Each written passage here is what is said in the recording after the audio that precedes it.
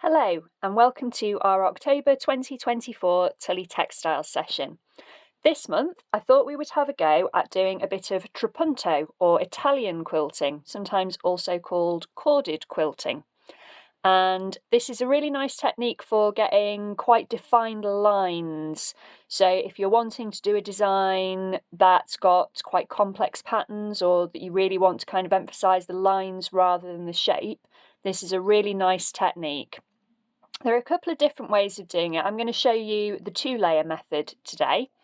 It is quite nice and simple, and the beauty of it comes really with your choice of design.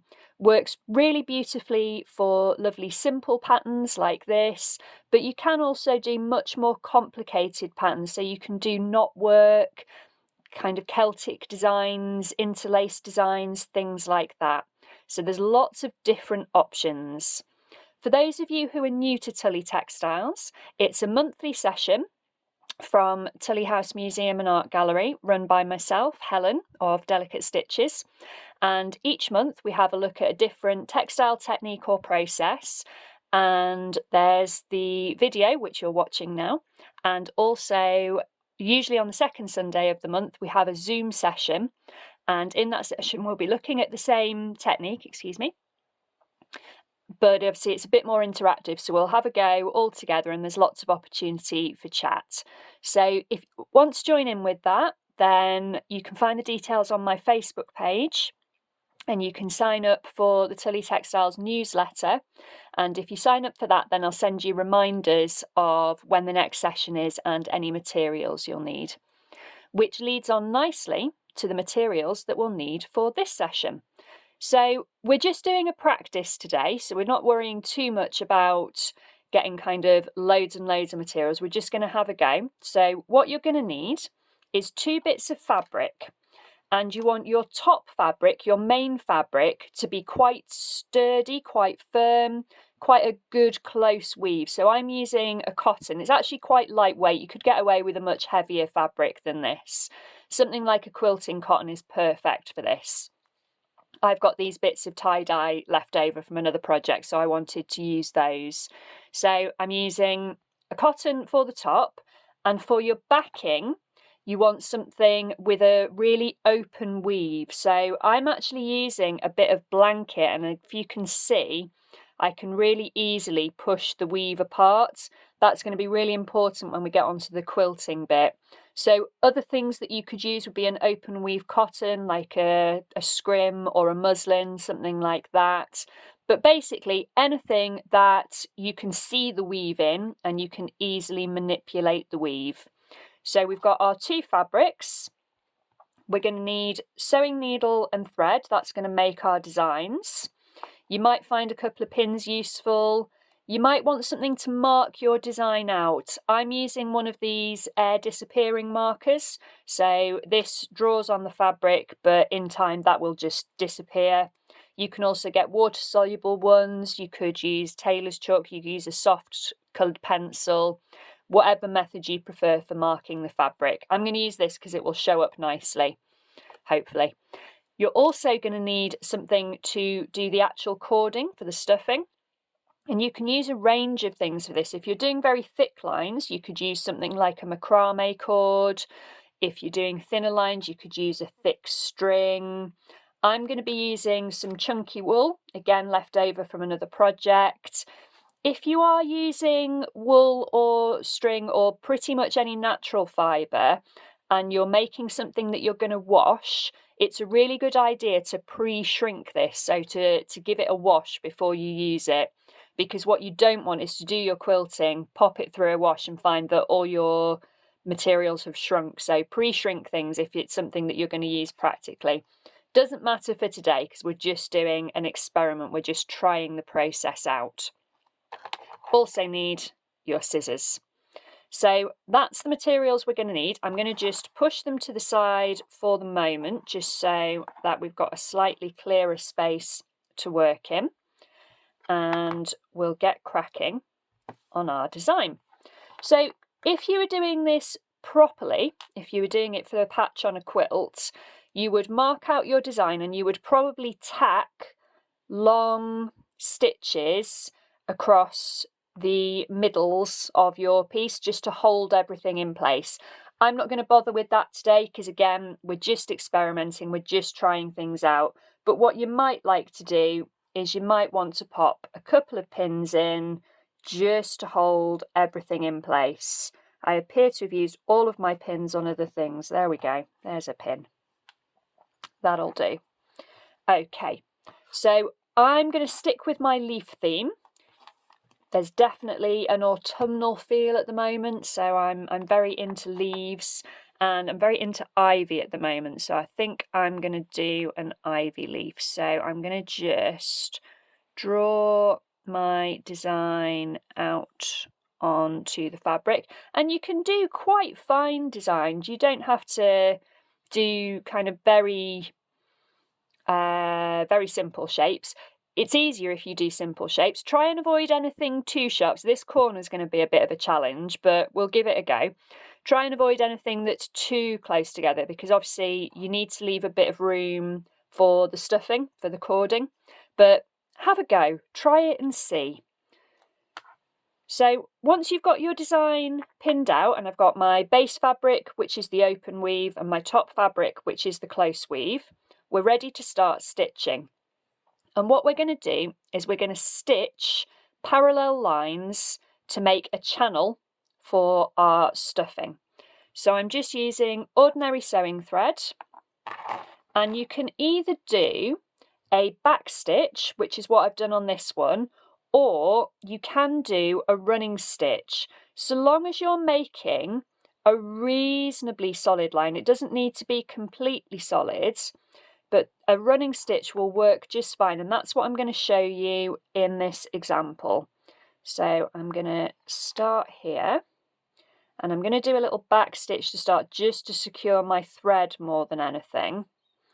Okay, and then I'm going to do a running stitch, but what I am going to do is I am going to do a small running stitch, and I'm going to make sure that my gaps are fairly small. The other thing that's really important is to make sure, I don't know if you can see, is to make sure that you are going through to the back of the fabric. So when you're doing your running stitch, make sure you're stitching through both layers. This is important because what we're doing is we're making the channel for our leaf to sit in. So I'm just going around. If you're doing a running stitch and you find that your spaces are a bit bigger than you perhaps intended, what you can do is you can go back on yourself and do a holbein stitch or double running stitch, and basically that's another row of running stitch, but you're gonna fill in the spaces, so again you get a solid line. So if you're finding it difficult to keep small spacing, then you can do it that way. So I'm just going back and filling in the gaps of my previous running stitch, and now I'm going to carry on round this side, and I say I'm making sure that I'm coming through to the back. And it's difficult to see with this colour thread, but hopefully you can see there I've got a solid line on the back and on the front. So I'm going to quickly whiz round and make sure that I get that solid line done, and then we'll do another line. So let's do some stitching.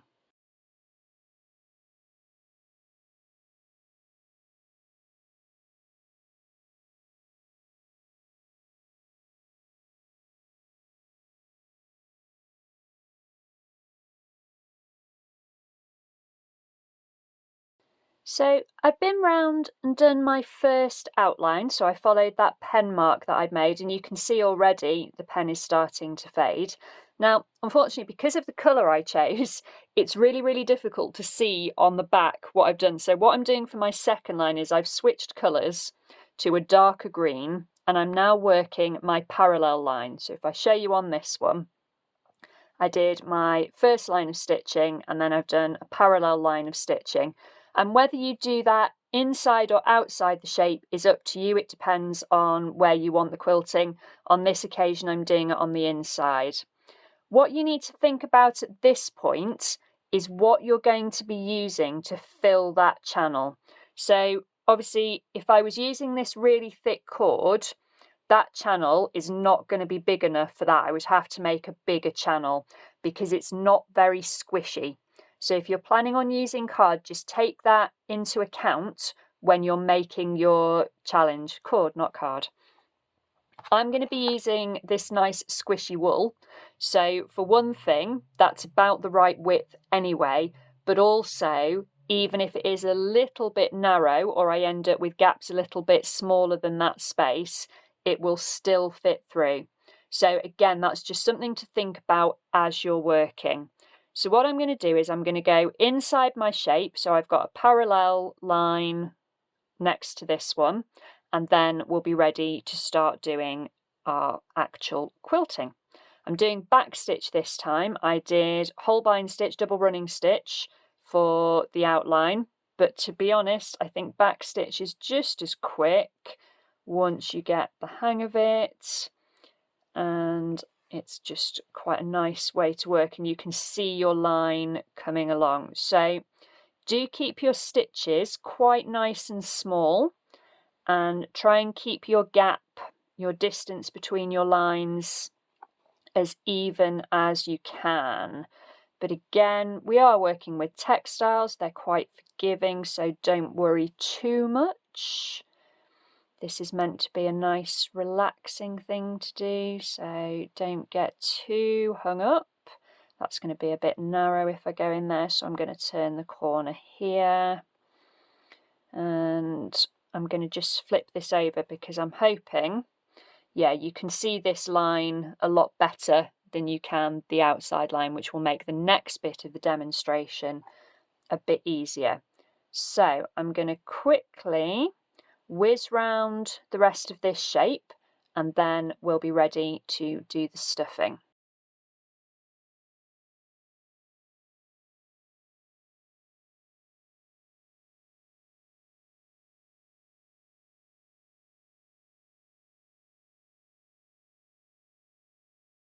So I now have my shape outlined in parallel lines.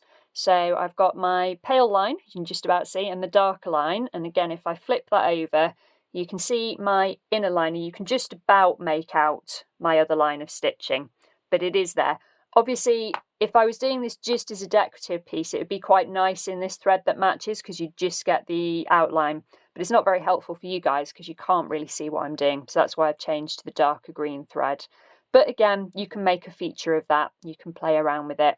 So what we're going to do now is we're now going to fill this channel that we've stitched with our cord or our wool. Say I'm using this nice chunky wool. So we're going to work from the back, and you'll see why we needed the even weave fabric for this. I'm not sure if I mentioned in the beginning that you'll also need kind of a darning needle or a wool needle, something with a nice blunt tip, because what we're going to be doing is we're going to be working our way in between the fibres, but obviously it needs a big enough eye to contain whatever you're doing the stuffing with. If I just show you on this one, you can see the bits of blue. Excuse me, I'm going to sneeze. Oh, excuse me. You can see the bits of blue coming out, and I'll explain why we do that as we're going round. So what I'm going to do is I'm going to, in a very untechnical fashion, work out roughly how much wool I'm going to need, because ideally you really want to do this in a oneer. You don't want to be stopping halfway because you'll get kind of a funny gap. So make sure that you take enough of your cord or your wool or whatever you're using, so I'm going to cut myself a nice generous piece, to go all the way round your shape. Doesn't really matter too much where you start. I'm going to start at the base of my leaf and go round. And what I'm going to do is I'm going to push my needle into that gap. So I'm just pushing the fibres of my backing fabric apart, but I am not going through to the front. You don't want to pierce the top fabric. That's why it's good to have something quite firm on the top, a good, strong, kind of close weave fabric. And I'm going to go kind of probably about depending on what you're quilting will depend on how far you go. I'm going to go kind of to the tip of this leaf, and I'm just going to, I wouldn't do a gap too much bigger than that before you come out again, partly because it makes it really difficult to manage. And I'm just going to leave a tail on this. What I'm going to do is I'm going to sew the tails in after. So I'm going to just leave a bit of a tail. I'm now going to do the next bit of my design. So what I'm going to do, try and get you a good shot of this, is a couple of threads along, I'm going to go back in. You don't want to go back into exactly the same spot, but you want to be really, really close. So can you see there? I'm going in sort of one thread along. And again, I'm just going to gently guide my needle through kind of a couple of centimetres and bring it up. Now, because I'm at a corner, what I'm going to do here is I'm not going to pull it completely taut. I'm going to leave a tiny little loop, and this is our wiggle room. This means that as we're working round, this thread has got room to manoeuvre. You can, if you're doing a straight line, you can just pull it tight because it's not going to need to move. But if you're going round a curve or a corner, you don't need to leave a lot. Just leave a little bit of a bump as a bit of wiggle room for the cord. And if I flip that over, you can see we're starting to get this really nice raised corded effect. So we're going to carry on round. So again, I'm going to do the same thing. I'm going to go in just one thread of the fabric along. I'm going to come out again at this corner, gently working it through. Just leave a tiny little bit there. Again, because I'm at a corner, I'm going to leave a little bit more in this bit. And just making sure that you're only going through the backing. We're not sewing through the top fabric at all. We're just going through the backing. Now, if you've been quite generous with your channel, so if your parallel lines are fairly far apart, you'll get a flatter look to this. Whereas if you've got them much closer together, and mine, it's fair to say, are a little bit variable, you'll get more of a raised effect. So because I'm on a straight bit here, I'm pulling this a bit tighter. I'm letting it lie a bit flatter. Whereas at the corners, I'm leaving that little bit extra, little bit of wiggle room. So again, this is a fairly straight bit, so I'm pulling that fairly taut. And again, I'm just going one or two threads across. So I'm at a corner here at the top, so I'm just going to leave a little tiny loop. It's really not a big loop, it's just to help it lie nicely. Coming into this corner. And say this works really nicely for all sorts of designs. You can do really quite complex things. So you can do kind of knotwork designs, interlaced designs, or you can do really lovely simple shapes, work well with things like hearts, leaves, as I'm doing, all sorts of things. I'm just going to pull that back so I've got my bit of wiggle room at the corner. So we're almost round, and it's really quite fast. Once you've got your channels sewn, it really doesn't take that long, and you could of course do this on the machine as well if you wanted to. You could sew your channels on the sewing machine, that would be even faster. But there's something very satisfying about working by hand. So I'm almost back at the start now. So I'm going to come out just one or two threads away from where I began. And it does look a bit weird with all these lumps, but this is the back, no one's going to see it, doesn't matter. But on the front, I've got a really lovely raised design, and I could use this as a patch, sew it in, and you start to really see the texture. This purple will just fade over time. So to finish off, you could take your stuffing cord right in, so you could kind of lose it, but you are then in danger of losing the end. So what I prefer to do is to go back to my sewing threads and just stitch through the ends of the yarn just a couple of times, just to kind of hold them in place. Means they're not going anywhere. They're not going to accidentally come unravelled and ruin my design. So I'm barely going through the backing fabric. Really what I'm doing is I'm stitching through my yarn, and then I can snip those ends nice and close. So it does look a bit weird from the back, although kind of cool. And then from the front, we've got this lovely raised design. So there we go. I've got a nice pair of autumnal kind of leaves starting to appear. So with this technique, say you can do all kinds of designs. The other thing you could do is you could pick a printed fabric and you could outline part of the design. So if you had a fabric that was printed with flowers or leaves or animals or whatever, you could make a parallel line of stitching around the outline and you could stuff that. That would be another way of doing it.